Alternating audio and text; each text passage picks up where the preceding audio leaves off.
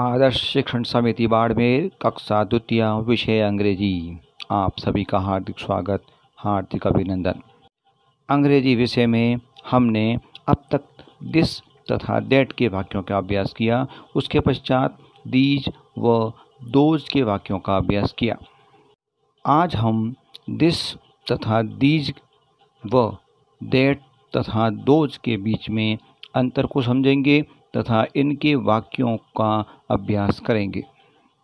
सबसे पहले दिस तथा दीज के प्रयोग के वाक्य। पहला वाक्य, this is a lock. This is a lock. This यहाँ पर एक वचन के लिए पास की वस्तु को संकेत करने के लिए हुआ है। इज मतलब है एक वचन के लिए, ए लॉक मतलब एक ताला।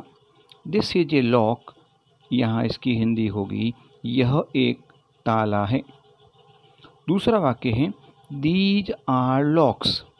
यहाँ पर दीज का प्रयोग नज़दीक पास की वस्तुओं के संकेत के लिए तथा बहुवचन के लिए मतलब एक से अधिक वस्तुओं का संकेत हो तो दीज का प्रयोग करते हैं। आर का प्रयोग भी बहुवचन में है के लिए तथा लॉक्स एक से अधिक ताले हैं। LOCKS लॉक्स माने ताले। दीज आर लॉक्स, ये ताले हैं।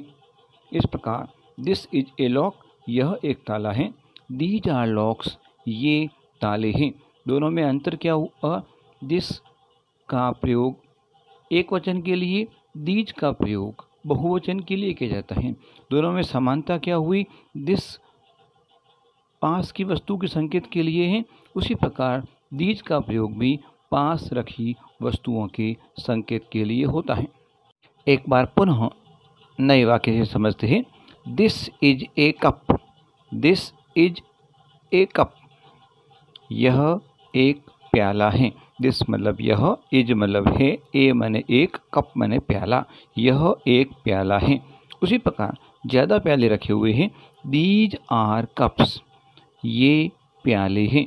दोनों में पास के लिए संकेत हैं, किंतु एक वचन के लिए दिस का प्रयोग और बहुवचन में दीज का प्रयोग हुआ है। अगला वाक्य, दिस इज ए बैग।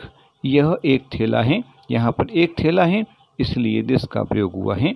अगले वाक्य में दीज आर बैग्स, एक से अधिक थैले हैं इसलिए हम कहते हैं दीज आर बैग्स, ये थैले हैं।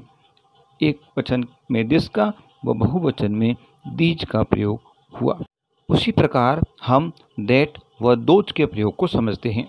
पहला वाक्य, that is a bell. That दूर की वस्तु के लिए वह, इज एक वचन के लिए है, ए बेल मतलब एक घंटी।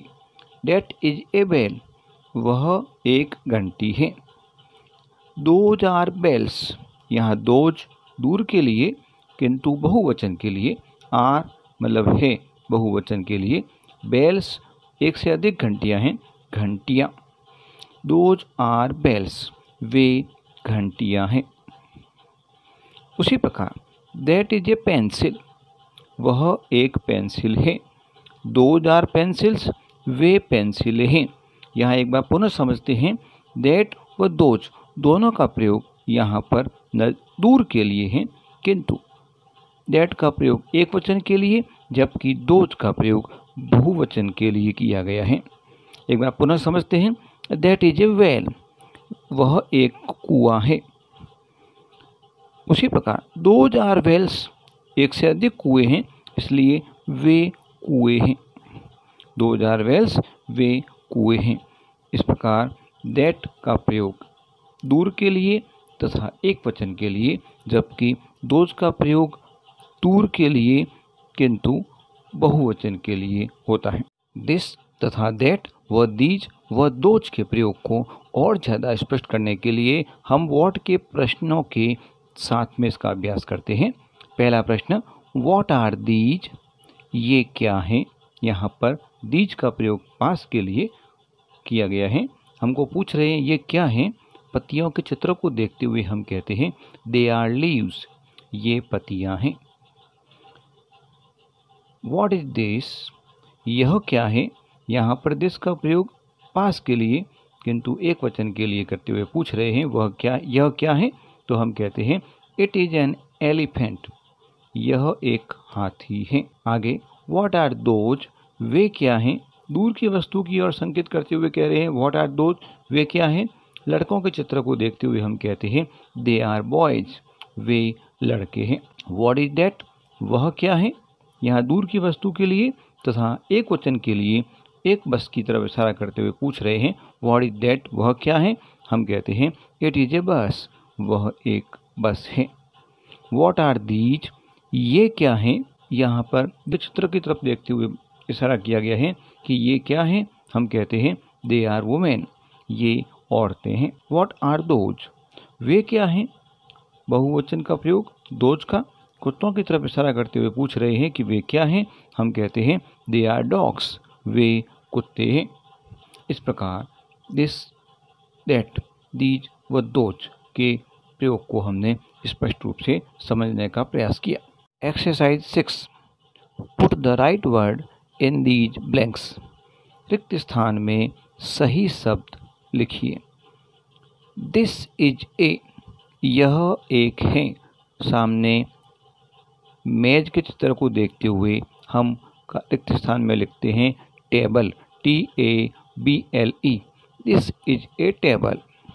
दूसरा वाक्य दीज आर, ये हैं, सामने कुर्सियों के चित्र को देखते हुए हम बहुवचन कुर्सी की वर्तनी को लिखते हैं कुर्सियाँ, CHAIRS,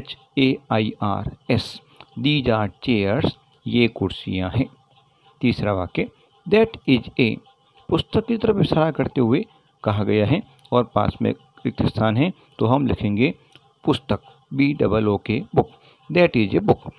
आगे दोज आर, पेन की तरफ इशारा करते हुए कहा गया है दोज आर, वे हैं तो वे कलम हैं, दोज आर पेन्स, PENS। आगे दिस इज ए, खालिस्तान, यह एक है, फुटबॉल की तरफ इशारा करते हुए पूछा गया है तो हम कहेंगे दिस इज ए फुटबॉल, यह एक फुटबॉल है। आगे प्यालों की तरफ इशारा करते हुए पूछ रहे हैं दोज आर ब्लैंक्स, खालिस्तान, तो हम कहेंगे वे प्याले हैं, दोज आर कप्स, CUPS, वे प्याले हैं। दिस इज ए, एक पत्ती की तरफ इशारा करते हुए पूछ रहे हैं दिस इज ए, आगे खालिस्तान में हमको लिखना है LEAF, leaf, this is a leaf, यह एक पत्ती है। दोज आर, सामने फूलों के चित्र की तरफ इशारा करते हुए रिक्त स्थान रखा गया है those are flowers, FLOWERS, flowers माने फूल, दोज आर फ्लावर्स, वे फूल हैं। आज इतना ही, थैंक यू वेरी मच।